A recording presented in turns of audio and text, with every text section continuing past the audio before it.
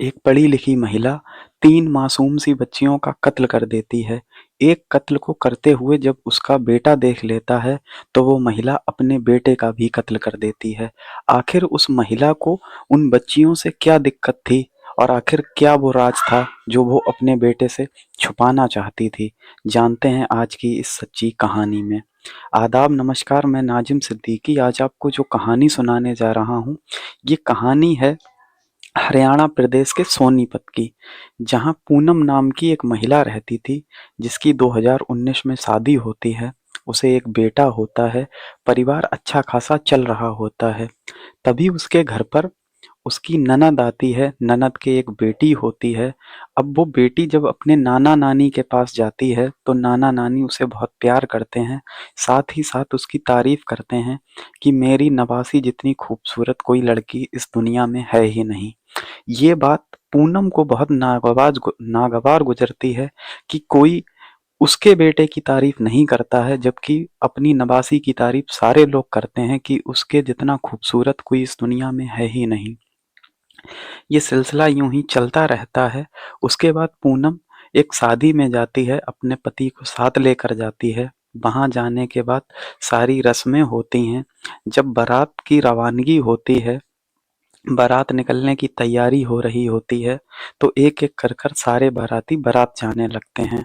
तभी वहाँ पर वो जिसके घर में शादी में गई थी, उसी घर की एक 4 साल की बच्ची निधि गायब हो जाती है। अब जब उसे ढूँढा जाता है, तो निधि कहीं मिल नहीं रही होती है।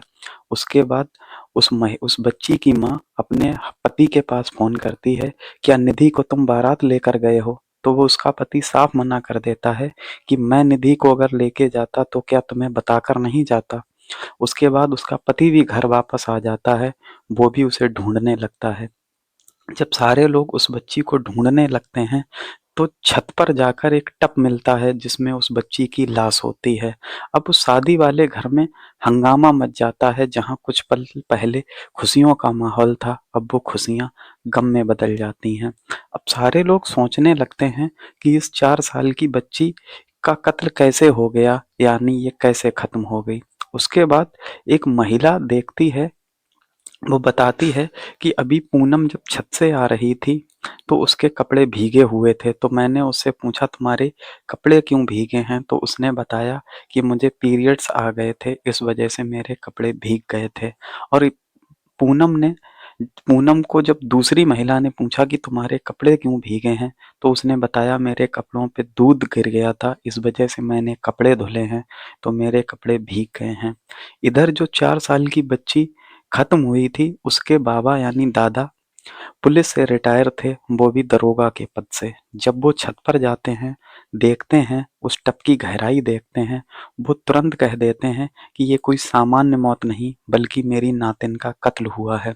अब हर कोई सोचने पे पड़ जाता है कि ये दरोगा जी क्या बात कह रहे हैं, इस 4 साल की बच्ची के साथ किसकी दुश्मनी हो सकती है। लेकिन वो कहते हैं कि मैंने अपनी सर्विस में न जाने कितने केस ऐसे देखे हैं, वो किसी की नहीं मानते हैं और पुलिस को सूचित कर देते हैं। अब जब पुलिस मौके पर आती है, पुलिस भी कहती है कि नहीं, ये कोई सामान्य मौत नहीं है, बल्कि इस बच्ची का कत्ल हुआ है, क्योंकि उस टब की गहराई ही इतनी नहीं है कि ये बच्ची उसमें गिर के खत्म हो सके। उसके बाद जब आपस में कानाफूसी स्टार्ट हो जाती है उस पूनम को लेकर, उसके कपड़े भीगे वाली बात को लेकर। अब पुलिस वाले जब उससे बात करते हैं कि तुम्हारे कपड़े क्यों भीग गए थे, तो वो कभी तो कुछ बताती है, कभी कुछ बताती है। वो एक बयान पर कायम ही नहीं रह सकती है। उसके बाद पुलिस वाले जब सख्ती से उससे पूछताछ करते हैं, तो वो अपना जुर्म कबूल कर लेती है और बताती है कि ये मैंने कोई पहला कत्ल नहीं नहीं किया है। इससे पहले मैं 2 बच्चियों का और कत्ल कर चुकी हूँ, साथ ही साथ अपने बेटे का भी कत्ल कर चुकी हूँ। ये सच्चाई जब सारे लोगों को के सामने आती है, तो हर कोई खौफ में पड़ जाता है कि मैं तो एक सीरियल किलर के साथ रह रहा था। अब पुलिस वाले उससे पूछते हैं कि तुमने इन बच्चियों का कत्ल क्यों किया? साथ ही साथ अपने बेटे का क्यों कत्ल किया? तो वो बताती है कि जब मेरा बेटा छोटा था और मेरी ननद पहली बार जब अपनी बेटी को लेकर घर आई थी, तो मेरे सास और ससुर उस ननद की लड़की की तो तारीफ बहुत करते थे, लेकिन मेरे बेटे की तारीफ नहीं करते थे। इस चीज़ से मुझे बहुत चिढ़ होती थी, इसीलिए मैंने मौका पाकर अपनी ननद की बेटी का कत्ल कर दिया। इसके बाद मैं अपने मायके गई, जहाँ मेरे चाचा के लड़के की एक लड़की थी। उसकी भी तारीफ़ बहुत होती थी कि वो लड़की बहुत खूबसूरत है। मैं उसे जहाँ पशु पाले जाते हैं, वहाँ चुपके से बुला के लेकर गई और जिस जिस बर्तन में पशु पानी पीते हैं, उसी में मैंने डुबाकर उसे मार दिया। ये सब करते हुए मेरा खुद का बेटा मुझे देख लेता है। मुझे डर लगता है कहीं मेरा बेटा ये बात किसी को बता ना दे। उसके बाद मैंने अपने बेटे का भी कत्ल कर दिया। जब मेरा बेटा चला गया तो मुझे कोई भी लड़कियाँ अब अच्छी नहीं लगती थीं, जो बहुत खूबसूरत होती थीं। इसी वजह से मैंने इस बच्ची यानी निधि का भी कत्ल कर दिया। उसके बाद पुलिस वाले उसे अरेस्ट करते हैं, उसे उसके अंजाम तक पहुँचाते हैं। आज की कहानी में इतना ही। अपना ख़्याल रखिए, अपनों का खूब सारा ख़्याल रखिए। इस कहानी को लेकर आपकी जो भी राय हो, वो कमेंट बॉक्स में ज़ाहिर कीजिए। जय हिंद।